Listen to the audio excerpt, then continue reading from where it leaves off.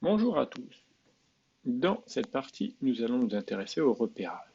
Pour commencer sur une surface plane. Vous savez pour cela qu'il faut commencer par construire un repère constitué de deux axes gradués. Un axe horizontal qu'on appelle les abscisses, un axe vertical qu'on appelle les ordonnées, et l'intersection des deux axes étant ce que l'on appelle l'origine du repère. Si je veux déterminer ici la position du point C, j'ai besoin de deux informations. Son abscisse, donc ici le point C a pour abscisse 6, son ordonnée, ici le point C a pour ordonnée 4, et je vais pouvoir dire que le point C a pour coordonnée 6, 4. Si je déplace le point C, par exemple dans cette situation-là, on va pouvoir dire que le point C a pour coordonnée 7, 5, 7 en abscisse, 5 pour l'ordonnée, on donne toujours l'abscisse en premier, l'ordonnée après. Maintenant, nous allons regarder ce qu'il se passe dans l'espace. Évidemment, si l'on veut se repérer dans l'espace, nous allons avoir besoin d'un troisième axe. Vous voyez ici, j'ai dessiné un pavé droit. D'accord. Au niveau de la base du pavé droit, on a représenté les deux axes que vous connaissez. D'accord. D'ailleurs, si je le mets comme ça, vous voyez bien. L'abscisse, l'ordonnée. D'accord. Et le troisième axe vient, lui, se placer sur un troisième côté, une autre arête en fait du pavé droit. OK. Comment va s'appeler ce troisième axe? Ça va s'appeler l'altitude. Donc, ça veut dire que pour déterminer les positions d'un point, nous allons avoir besoin de trois informations, l'abscisse, l'ordonnée, l'altitude. Par exemple, si je veux ici déterminer les coordonnées du point J, quelles vont être son abscisse, son ordonnée et son altitude? Alors au niveau de l'abscisse, c'est relativement simple.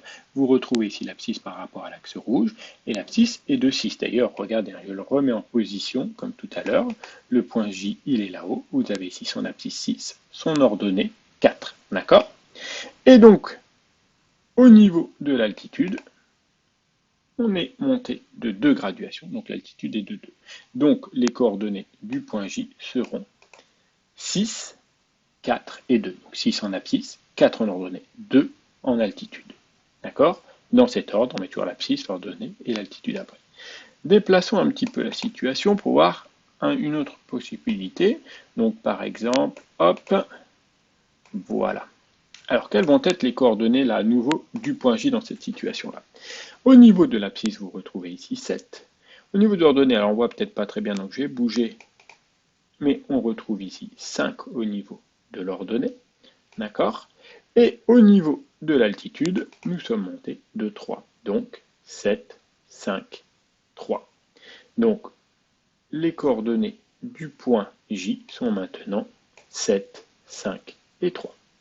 Intéressons-nous à un autre point. Par exemple, le point I que vous voyez ici. Le point I, donc évidemment, au niveau de l'abscisse, c'est évident, 7. Par contre, au niveau de l'ordonnée 0, puisque l'on ne va pas vers la profondeur, et au niveau de l'altitude, on est monté de 3. Donc le point I a pour coordonnées 7, 0, 3. Considérons un autre point, par exemple le point B que vous voyez ici. Le point B, bon, là au niveau de l'abscisse 7, c'est évident. On ne va pas vers la profondeur, donc pas d'ordonnée, 0. On ne monte pas, pas d'altitude, 0. Donc le point B a pour coordonnées 7, 0, 0. Choisissons une dernière situation, par exemple le point K que vous voyez là-bas tout au bout.